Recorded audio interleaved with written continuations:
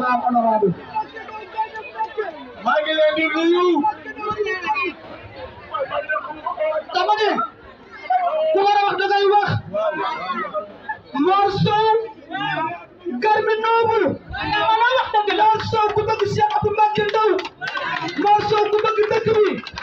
tey ku la seet si sëtu Cheikh Ahmadou Bamba yi la seet si tey yi la seet si sëtu Serigne Touba yi dara ci doon seet si Cheikh Abdou Mbacké Ndao soxna May sëñ Abdou borom dër bi Abou Khadim Serigne Cheikh Thioro Serigne Abdou Bara Dolly ma ku ngeen bëgg ku ngeen bëgg ku ngeen bëgg ca dëgg Mara Sow la ñu bëgg waaw mani maa ngi leen di nuyu yéen waa Mbacké di leen sant bu baax ci mobilisation bu am solo bi ngeen def Mor Sow suñu xel dal na ñu ngi lay sant bu baax ci jàppale gi ngay jàppale le candidat maire Abdou Mbacké Ndao nekk si ginnaaw fii si dëkk bi Serigne Cheikh Thioro kenn du ko présenté ak soxna Fane Mbodj ak ñi àndal ñëpp man nag samay kaddu dama koy wax ci ñetti moom dama leen di ñaan yéen waa Mbacké bu leen juumaat juumoo ngeen bii jàll mais bu leen juumaat bii di ñëw ndax le 31 juillet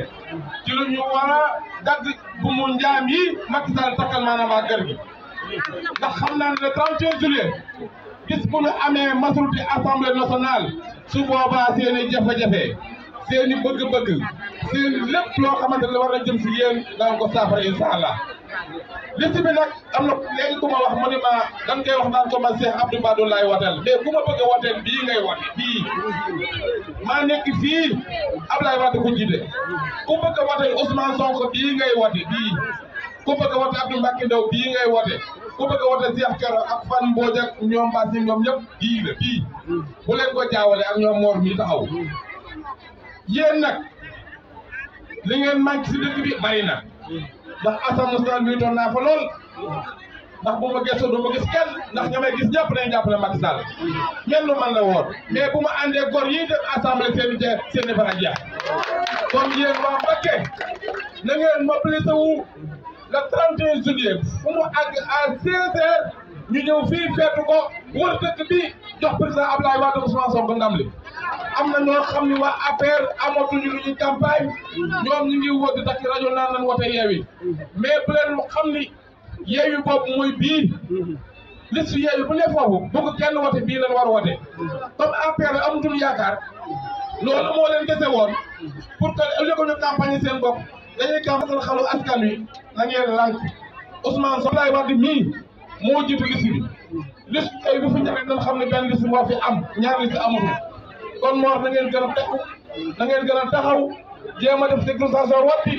jéem a yee askan wi dugg si koñ yi dugg si gox yi xamal leen ni leen le 31 juillet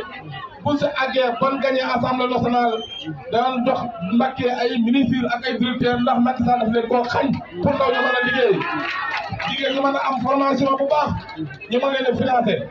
ñun nag ñu ngi nii Ousmane Sonko bi mujjee topp man ak moom leen wax mooy lu waa nguur jigéen bi yow Cheikh Abdou Badou yaa ko war a porté boo demee assemblée nationale dinaa ko porté incha allah pour ñu jàllale ko loolu nag wér na te wóor na pour modification yu bari war nañ ko def pour que Macky Sall bañ a def 3e mandat fii lay tàmbalee yéen ñëpp mobilisé wu leen ngir ñu mën a wote massivement pour humilier ko fii si département Mbacké ndax dafa bañ Cheikh Ahmadou Bamba moo tax muy jàpp si Sëñ Tuubaa si kaso bi wasalaamaaleykum wa rahmatulah jërëjëf